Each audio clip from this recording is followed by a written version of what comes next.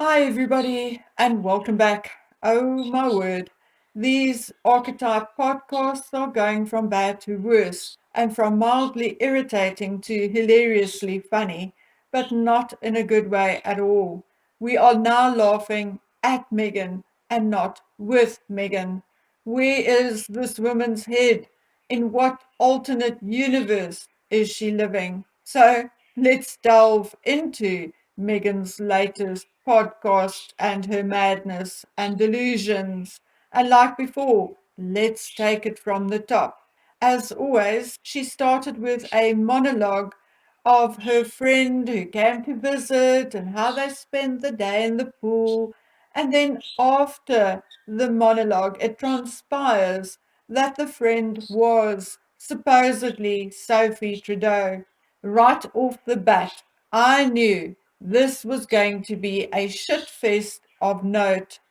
Firstly, she says, this wasn't our day of being wives and moms, all perfectly coiffed with updos and pearls and demure smiles.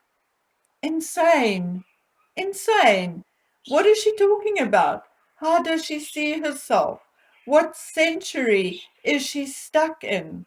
1950s, 1960s, 1940s, Stepford wives. Look, I'm not saying mothers and wives cannot ever look good and be nicely dressed, but having an updo, pearls, a demure smile is definitely not a requirement for being a good mother or wife. I have never seen Megan in pearls either. And her idea of an updo is indeed a messy bun. So, no, she is once again showing her delusion. Then she talks about big cuddles with our little ones. Well, Sophie and Justin Trudeau's children are 15, 13, and 8. So I do not think they appreciate her calling them little ones. Oh my gosh. And then Sophie introduces herself and says, Sophie Gregoire is my legal name. And then Sophie Gregoire Trudeau because of the association. Association? Association? Perhaps the association is that she is married to Justin Trudeau, the father of her children. Or has she forgotten? Good Lord, why do these people have to talk like that? And it gets worse. Sophie says, a little girl is not born feeling guilty for being a girl. We learn it. Bullshit.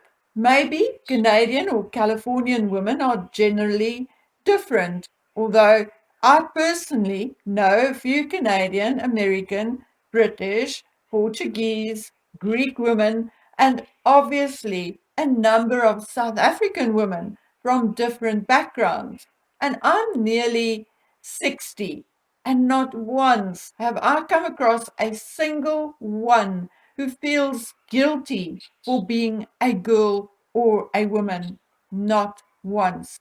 Yes, we put pressures on ourselves, sometimes to be better mothers or wives, but never do we feel guilty for being a woman, a girl, a wife, or a mother.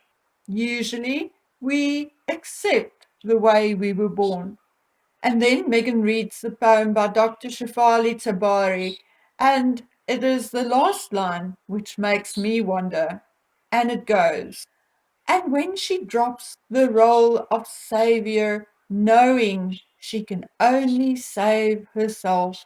So is Megan telling us that she is saving herself now and she is no longer Harry's savior? Is it perhaps true that they are separating? I don't know for sure, but it appears Lady C heard the same rumor as I did, and from different people. And then Dr. Shafali speaks about perfectionism, and let's give that a miss. Nobody is perfect, and all we should do is to learn to accept ourselves, warts and all. Then she introduces Pamela Adlon and Sam J. And of course, they have to throw these names out there and repeat that they met at Gloria Steinem's birthday party. Oh, and that it was an extravaganza and she was pregnant. And Pamela Adlon says, Supers Prigs. Yes, Pamela Adlon, if she appeared Supers Prigs at 6 months pregnant, then you should perhaps wonder why. The next thing I found rather strange is Pamela Adlon calling herself patron saint of divorced women and Megan repeating it. Is she showing support for Megan in advance? I certainly hope so. Oh my gosh. And then came the part that had me cringing and laughing. Pamela talks about her parents losing her father and her hard-working mother and getting her British citizenship. And Megan launches into how hard the citizenship exam was or is. Well, I looked around and apparently it is a 24 multiple choice questionnaire you get to answer in 45 minutes. And you only need to correctly answer 18 out of the 24 questions. So guess what? I found one online and I took the test. I am South African, did not Google anything beforehand, have not seen the study booklet. I just took a sample test and scored precisely 18 out of 24. Now, I do not have a degree, and the longest time I've spent in Britain at a time was just over 2 months, and some of that time was spent in Southern Ireland. So explain to me how Meghan Markle, who spent years on and off in Britain, married to a British man with a supposed degree in international studies, cannot ace the test unless, in reality, she is as dumb as a rock. Even Pamela Adlon throws some shade at Megan, laughing and saying that they must have made the test harder for her then. Megan changes the subject and talks about mom shaming. I have never heard of mom shaming before. As far as I know, moms are loved and respected, unless, of course, they are terribly negligent or abusive. Anyway, so Pamela Adlon asks how old Megan's children are. Megan says, Lily is just started walking. She's a year and a couple of months old, and Archie's just over 3 years old. Well, bombshell. Didn't Harry say in his interview with People magazine in April that Lily was starting to walk? Yes, indeed, he did. I actually found the article, and look on your screens, it is right there. So, what is it? Did she take her first step at 10 months old, or did she start walking at 16 months? Who's lying, Megan or Harry? And then, when asked how old her children are, Megan hesitates and eventually says Lily is a year and a couple of months old and Archie just over 3.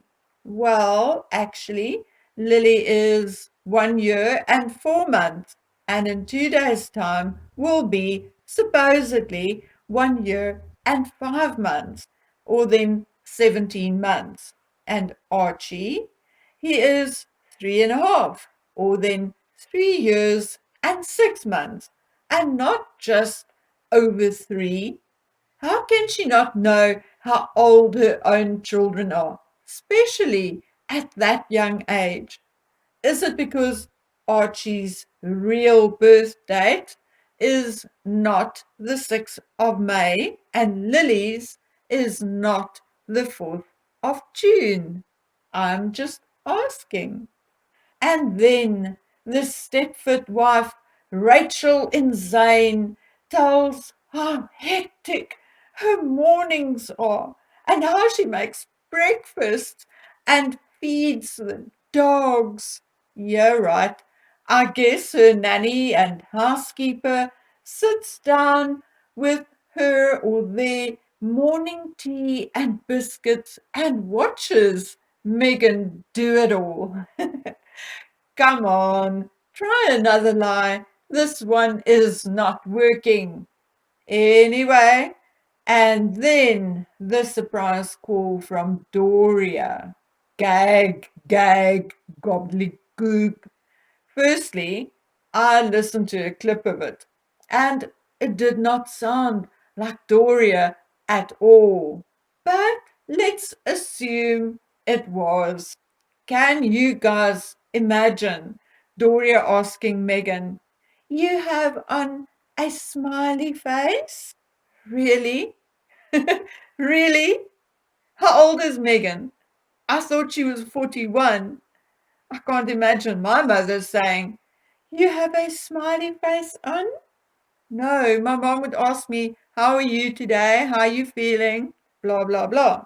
Anyway, she launches into how wonderful her mother was, how she supported her, took care of her, the house, and herself, and not a single word about how her father supported her, how she lived with her father from the age of 11, how he took her places and paid for everything.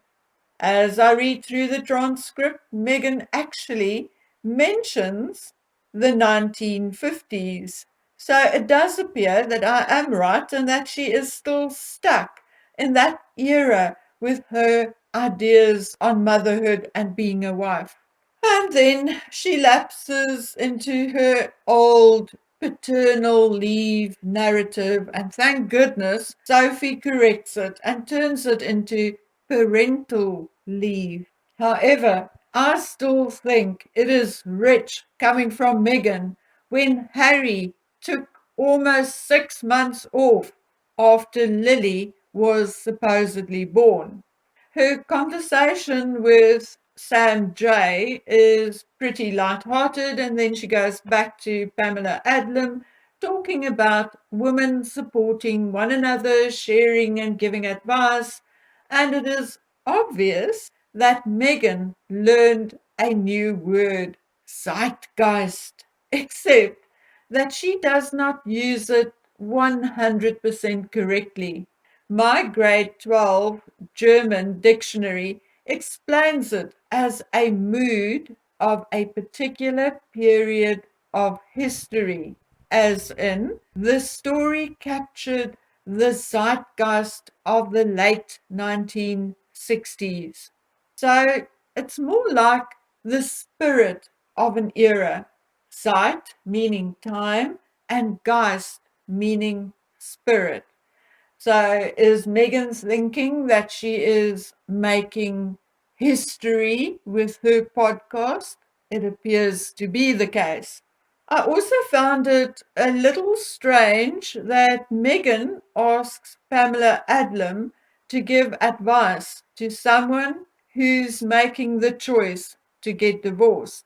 And finally, Megan's sickly, nauseatingly sweet closing. How she sits on her bed, scrolling through pictures of her children. Okay. Why, if they are in the room next door? Just asking.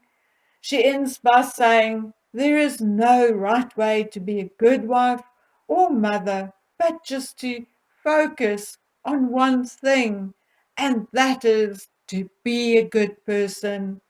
Okay, Megan, you go do that by making peace with your father and by stopping with all your lying.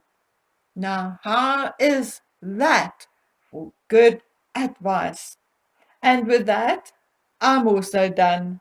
Rachel and Zane is indeed affecting my own sanity these days, and I hope to God that the gossip told to both myself and Lady C has some truth in it, because I swear to you, the day Rachel and Zane is no longer part of the royal family, I never want to see her face again, or read about her, or listen to her speak.